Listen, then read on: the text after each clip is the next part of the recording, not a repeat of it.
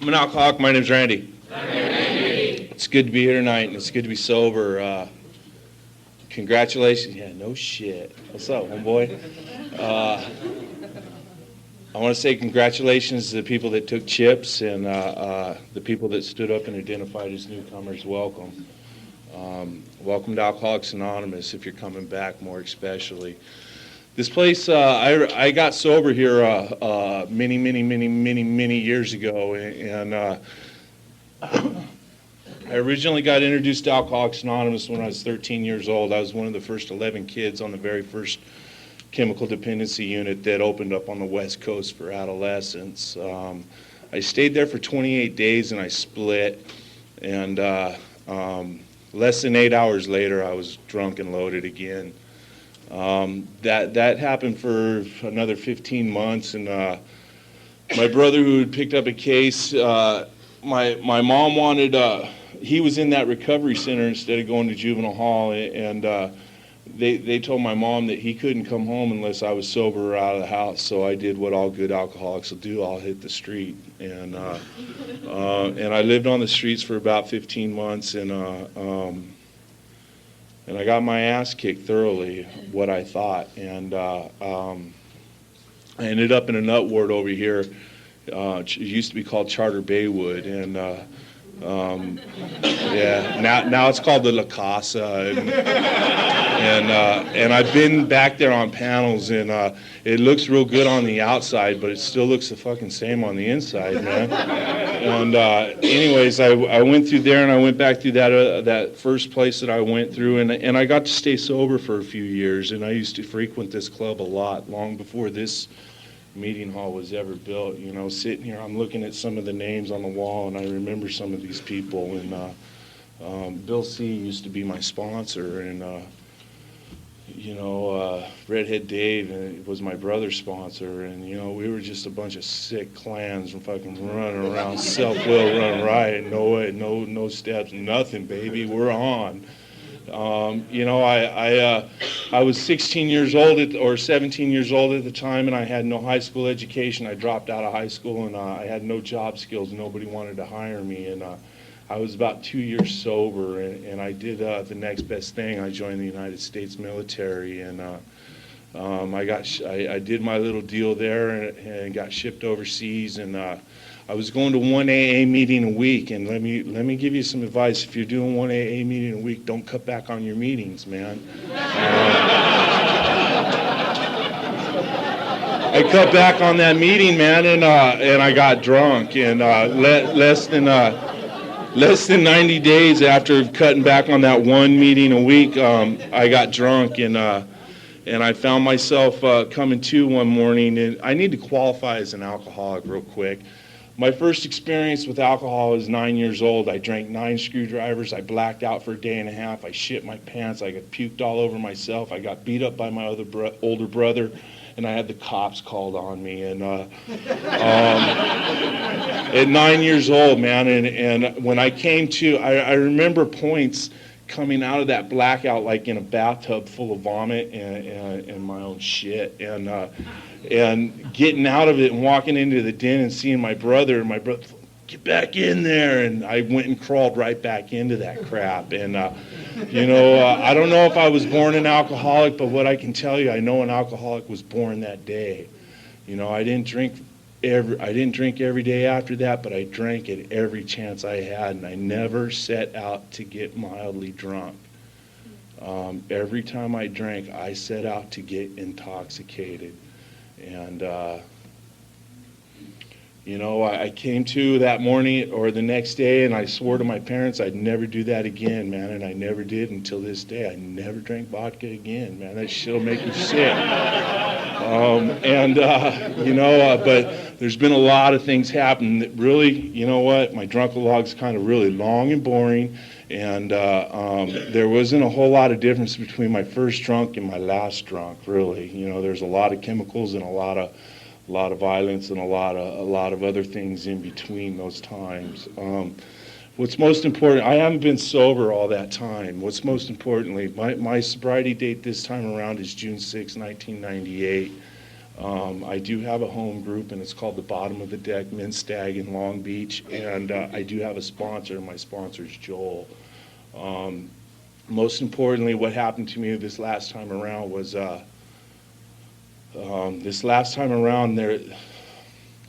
was nothing left in my life, man. You know, I was talking to some guys out front, you know, they were making some light conversation, and I looked at them, and they were talking about my last time drunk, and I asked the guy, have you heard my story before? Because my last drunk, it was a planned suicide, actually. I sat at the edge of the bed in the high desert, and I had a sawed-off shotgun, and I stuck that thing in my mouth, and I couldn't pull the trigger. So I planned a deal with a friend of mine that we'd done a couple other times before, and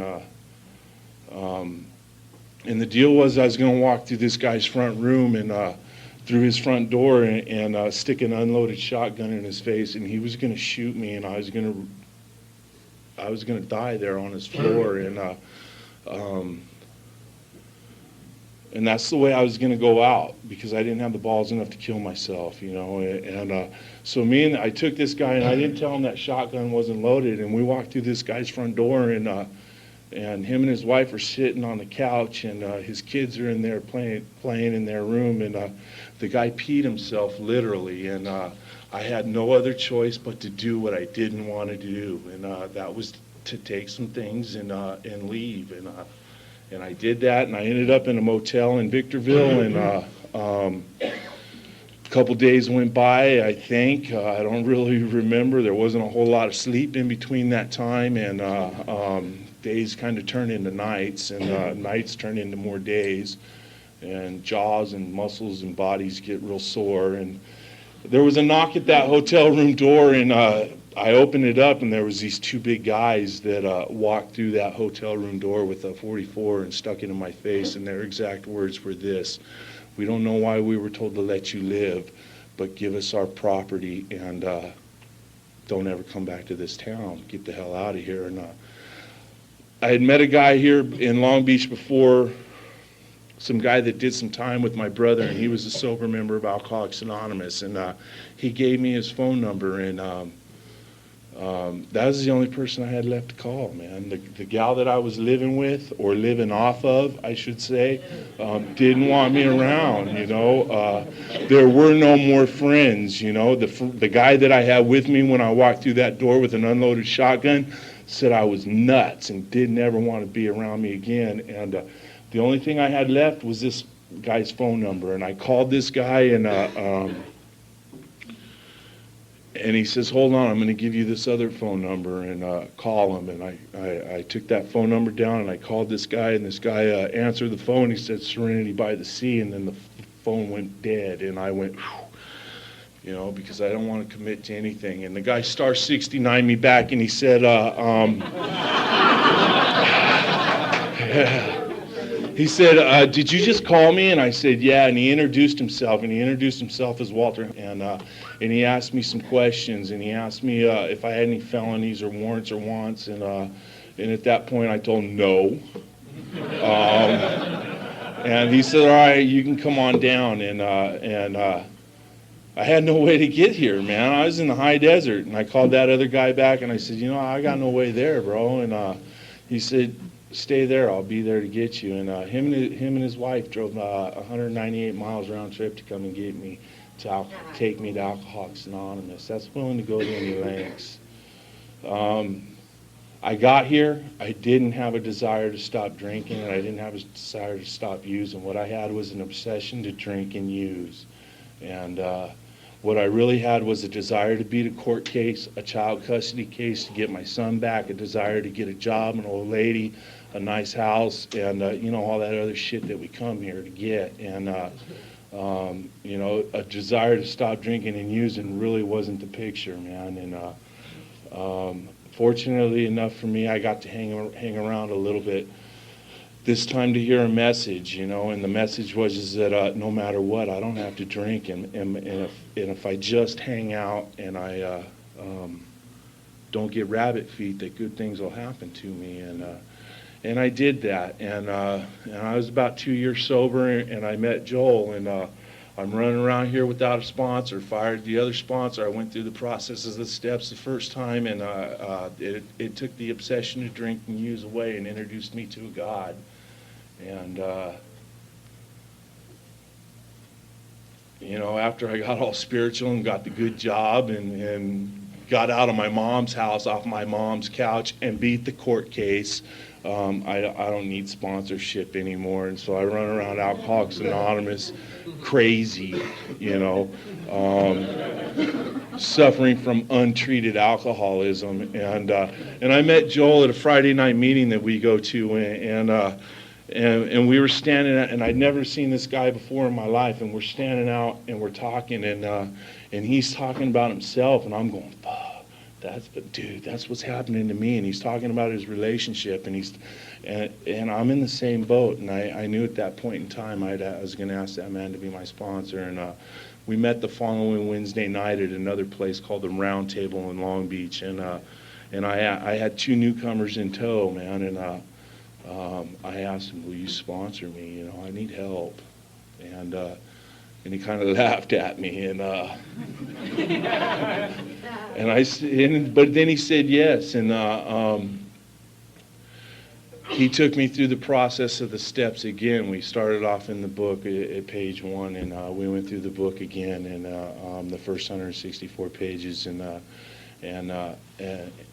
what that relieved was the obsession to run on self-will and suffer from untreated alcoholism.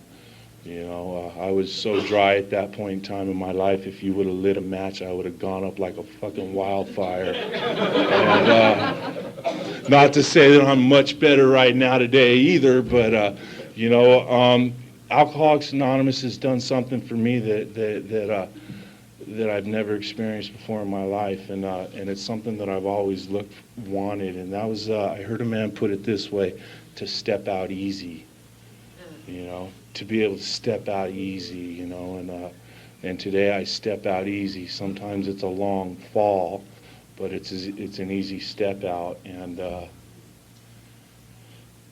walk the streets of society a free man today, man. I have no wants, no warrants. I have that child back. I beat that custody case, and I don't want that child now anymore.